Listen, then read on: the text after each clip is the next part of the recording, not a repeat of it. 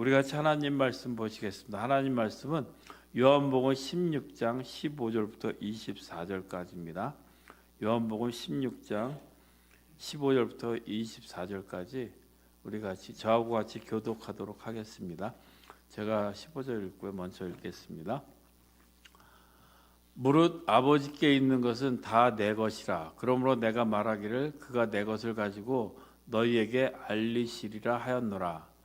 조금 있으면 너희가 나를 보지 못하겠고 또 조금 있으면 나를 보리라 하시니. 그 부분만 17절. 제자 중에서 서로 말하되 우리에게 말씀하신 바 조금 있으면 나를 보지 못하겠고 또 조금 있으면 나를 보리라 하시매 또 내가 아버지께로 가미라 하신 것이 무슨 말씀이냐 하고 또 말하되 조금 있으면이라 하신 말씀이 무슨 말씀이냐 무엇을 말씀하시는지 알지 못하라 하거늘 예수께서 그 묻고자 함을 아시고 이르시되 내 말이 조금 있으면 나를 보지 못하겠고 또 조금 있으면 나를 보리라 함으로 서로 문의하느냐. 진실로 진실로 너희에게 이르노니 너희는 곡하고 애통하겠으나 세상은 기뻐하리라. 너희는 근심하겠으나 너희 근심이 도리어 기쁨이 되리라. 여자가 해산하게 되면 그때가 이르렀으므로 근심하나 아기를 낳으면 세상에 사람 난 기쁨으로 말미암아 그 고통을 다시 기억하지 아니하느니라. 너희가 근심하나 내가 다시 너희를 보리니 너희 마음이 기쁠 것이요 너희 기쁨을 빼앗을 자가 없으리라. 다음. 끝이에요. 24절까지인데요. 제가 읽어드릴게요. 그날에는 너희가 아무것도 내게 묻지 아니하리라. 내가 진실로 진실로 너희에게 이르노니 너희가 무엇이든지 아버지께 구하는 것을 내 이름으로 주시리라. 지금까지는 너희가 내 이름으로 아무것도 구하지 아니하였으나 구하라 그리하면 받으리니 너희 기쁨이 충만하리라. 아멘. 할렐루야. 이 새벽에 나오신 여러분들을 주님의 이름으로 환영합니다. 좀 어색합니다. 여러분들도 그렇죠? 저도 그렇고요. 근데 이렇게 보니까 참 좋습니다. 오늘 읽은 본문 말씀을 보면 여러분 그 앞에 부분에 보면 조금 반복되는 단어들이 몇 개가 있습니다. 뭐죠? 조금 있으면. 조금 있으면이 몇 번이나 반복되냐면요. 7번 반복이 돼요. 그럼 꽤 많이 이렇게 반복되면서 조금 있으면 하는 얘기를 계속 반복하고 있습니다. 그런데 이 조금 있으면 얘기하시면서 16절에 보면 이렇게 얘기하세요. 조금 있으면 너희가 나를 보지 못한다. 그리고 또 조금 있으면 나를 보리라. 그러니까 이게 무슨 말인가 이게 헷갈리는 거예요. 제자들이 예수님이 얘기하시는 거거든요. 조금 있으면 나를 보지 못하게 될 것이다. 또 나를 조금 있으면 또 보게 될 것이다. 이 얘기가 뭔지 여러분들은 이미 성경을 통해서 알고 계시죠. 무슨 얘기죠? 예수님이 죽으러 가시기 때문에 죽기 때문에 나를 못 볼 것이다. 그런데 또 조금 있으면 보게 된다는 얘기는 뭡니까? 다시 부활하신다는 얘기를 하는데 여러분 이 말이 이해가 되시나요? 아멘 하시는 여러분들 정말 대단하세요.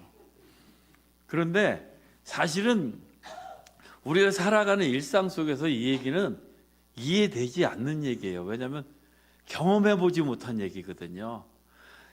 사실 예수님께서 이 얘기를 풀어서 얘기하셨어요. 뭐라 그러면 내가 조금 있으면 이제 죽으러 갈 것이다.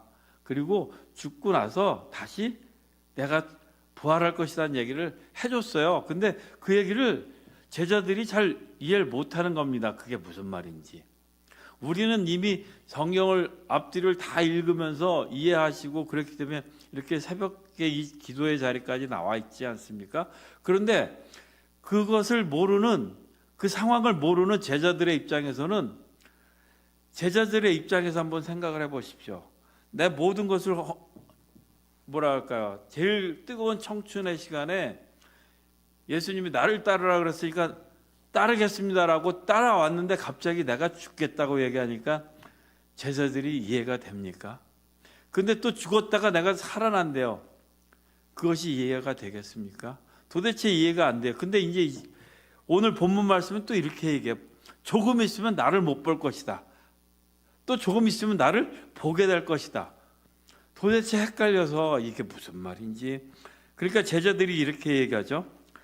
17절에 제자 중에서 서로 말하되 우리에게 말씀하신 바 조금 있으면 나를 보지 못하겠고 또 조금 있으면 나를 보리라 하시면 또 내가 아버지께로 감이라 하신 것이 무슨 말씀이냐? 정말 혼란스러운 겁니다. 제자들한테. 예수님을 따라가야 되는지 말아야 되는지 혼돈 그 자체예요. 너무나도 비상식적이지 않습니까?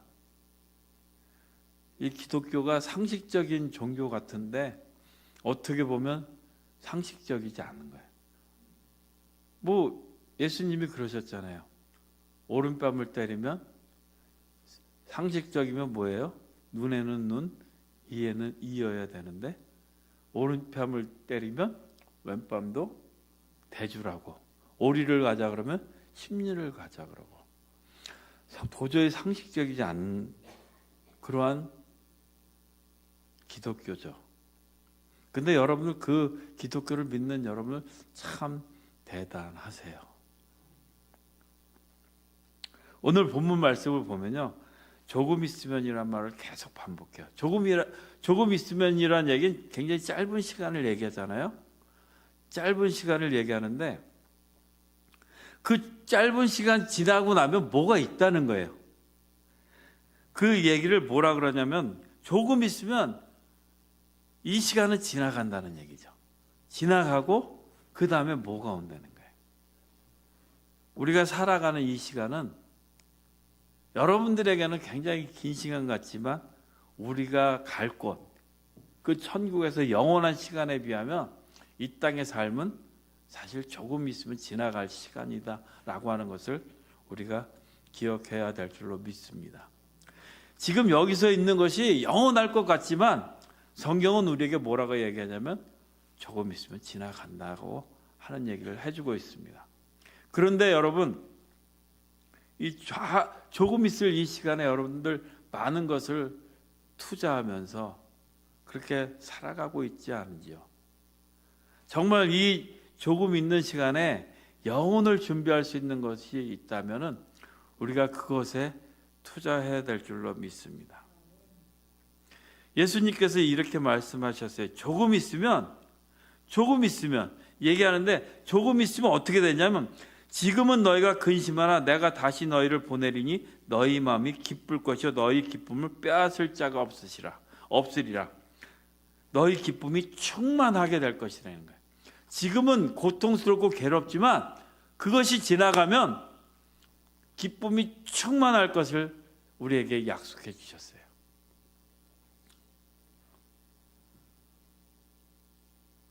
여러분, 축구 경기를 보시는데 손흥민 경기 참 좋아하시잖아요. 근데 4대3으로 이겼어요. 이긴 경기를 여러분들이 경기 결과를 안다면은 3대0으로 지고 있는 경기를 보면서 여러분들의 마음은 어떨까요? 결과를 알고 있는데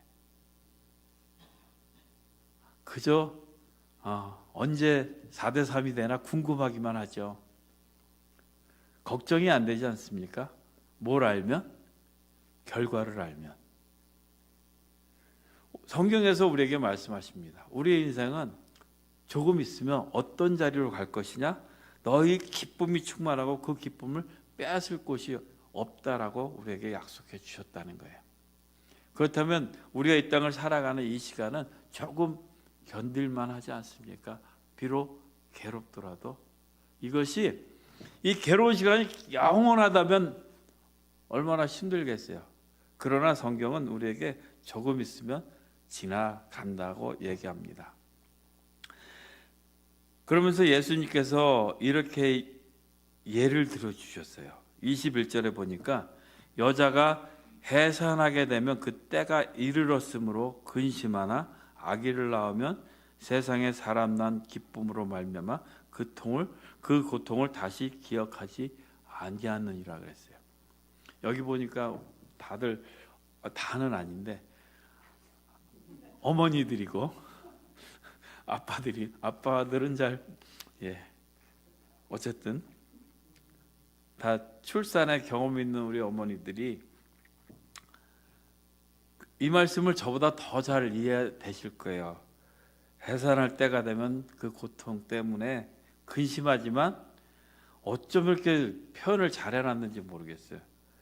출산을 하면은 그 태어난 아기 때문에 세상에 사람당 기쁨으로 말미암아 고통을 잊는데요. 그러니까 둘째도 낳고 셋째도 낳겠죠.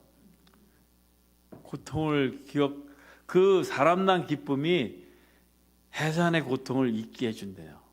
우리가 이 땅을 살아가는 그 고통이 괴로운 시간이지만 하나님이 그 고통의 시간을 변해서 잊게 만들어 주신다고 우리에게 약속해 주셨습니다. 여러분들 야곱이라고 하는 야곱의 아들 요셉을 기억하실 것입니다. 요셉이 창세기 37장 2절에 보면 17세에 이제 애굽에 팔려가요. 그리고 30세에 이제 바로 앞에 서게 됩니다.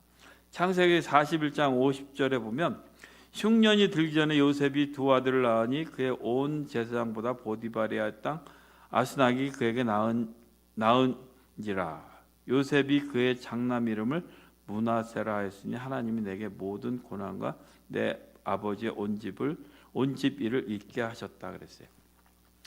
요셉이 바로의 꿈을 해석하고 그렇게 해서 이제 총리가 되잖아요. 그때가 30세예요.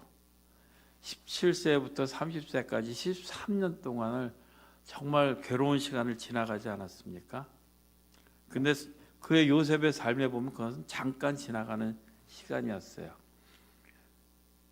그 괴로운 시간을 지나가면서 얼마나 그가 뼈에 사무치는 많은 사람들을 기억하겠습니까?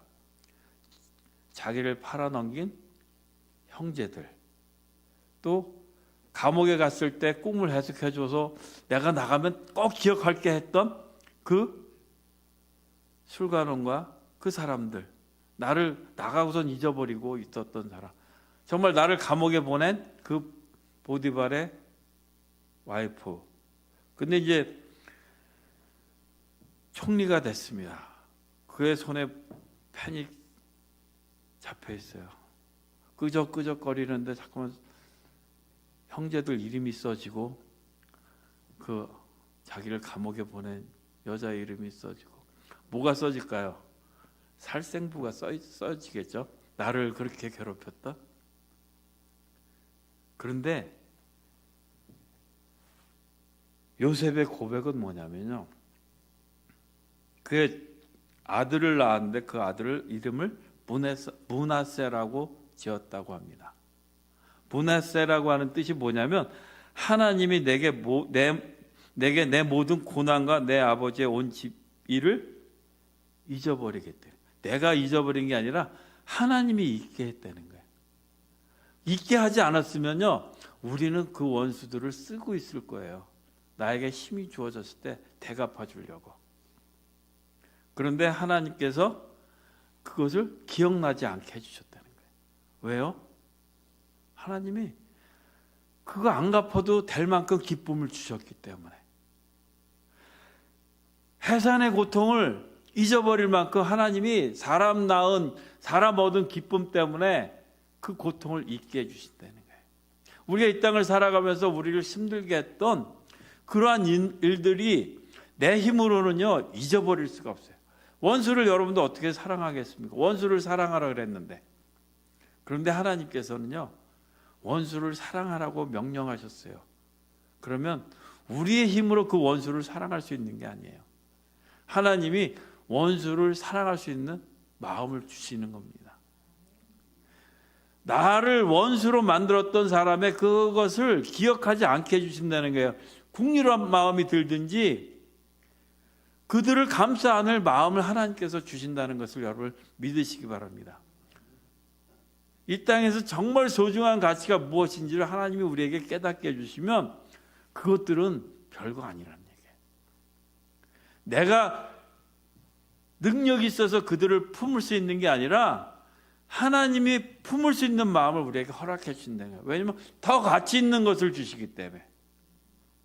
여러분들 어렸을 때 친구들과 게임하면서 딱지라든지 그런 거 했을 때 얼마나 소중하게 여겼습니까? 그런데 지금 그거 뭐 가치가 있나요? 별거 아니잖아요. 근데 그때는 그거 갖고 목숨 걸고 싸우고 맨날 치고받고 그러지 않습니까? 근데 그거 갖고 지금도 싸우면 이상하잖아요. 왜요? 가치가 그게 아니니까. 뭐가 가치가 있는지를 우리가 발견하는 순간 그건 별거 아닌 것이 됩니다. 지금까지 나에게 원수로 다가왔던 그 사람들 갚아줘야 되는 것이 그것이 정말 가치 있는 것 같았었는데 하나님이 우리에게 무엇이 가치 있는 것인가를 깨닫게 하는 순간 원수가 아닌 것이 되는 거예요. 이 땅에 소중한 것이 아닌 것이 돼요.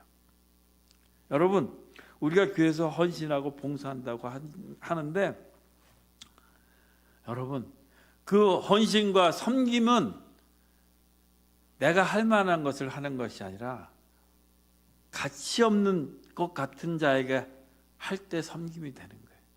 왜냐하면 이 땅에서 우리의 섬김이 드러났을 때 영광이 되는 것은 그것은 섬김이 아닌 것이에요. 정말 가치 없는 우리를 위해서 하늘 보좌를 버리고 이 땅에 오셔서 우리를 위해서 희생하셨기 때문에 그 예수님의 섬김이 된 것입니다. 내가 노래를 잘한다고 제가 이 앞에 찬양한다고 찬양을 하는데 그건요 잘못하면 재능 기부가 될 수 있어요. 은혜는 될 수 있지만 우리는 정말 낮은 자로 나를 사용해 주시면 감사함으로 이 자리에 와서 이 예배 자리에서 교회에서 여러 가지 모습으로 섬기는 것이 감사한 줄 믿습니다. 여러분 정말 가치 있는 것, 주님이 우리에게 가치 있는 것이 무엇인지를 깨닫게 하는 순간 우리는 그것에 헌신할 수 있습니다. 이 시간 한번 기억하길 원합니다. 나에게 있어서 정말 가치 있는 것이 무엇인가? 그렇다면 혹시 이 시간 나를 힘들게 하는 것, 여러분 가치를 발견한다고 해서 나를 아프게 하는 그 원수들이 결코 쉽지는 않습니다. 괴로워요. 힘듭니다. 그러나 가치를 발견하면 견딜 수 있다는 거예요. 왜냐하면 조금 있으면 지나간다는 거예요. 그 조금에 있는 그 시간은 괴롭지만 우리에게 뭐가 있다고요? 그 이유가 있다는 거예요. 그 이유를 바라보면서 견딜 수 있는 거예요. 나에게 힘들게 하고 나를 아프게 하고 나에게 그러한 원수 같은 존재들이 있을지라도 그것이 중요하지 않은 것은 그 다음을 기억하기 때문인 거예요. 우리 하나님의 사람들은 이 땅을 살아가면서 여기가 끝이 아니기 때문에 견딜 수 있는 겁니다. 이 일주일 가운데 6일을 일을 하고 왜 7일째에 또 여기 와서 섬기고 힘들게 합니까? 세상 사람들 같으면 세상으로 나가서 즐기고 해야 될 그 시간에 우리는 여기가 끝이 아니기 때문에 그런 거 아닙니까? 여러분들의 그 헌신과 섬김은 분명히 조금 있으면 잠시 있으면 지나가고 그 다음에 하나님이 예배하신 그 나라를 위해서 여러분들이 그렇게 하신 줄 믿습니다. 우리는 주님 앞에서 주어진 일, 그것은 감사함으로 섬길 줄 믿습니다.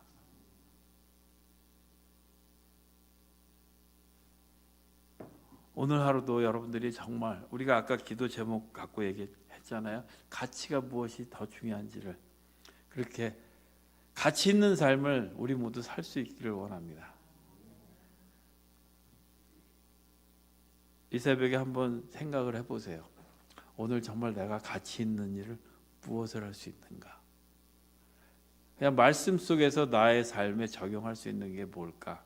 오늘 내가 가치 있는 일, 기도를 더 열심히 할까? 기도를 더 목소리 높여서 해야 될까? 그냥 나의 삶에 한번 적용을 해보세요. 할 수 있는 것으로.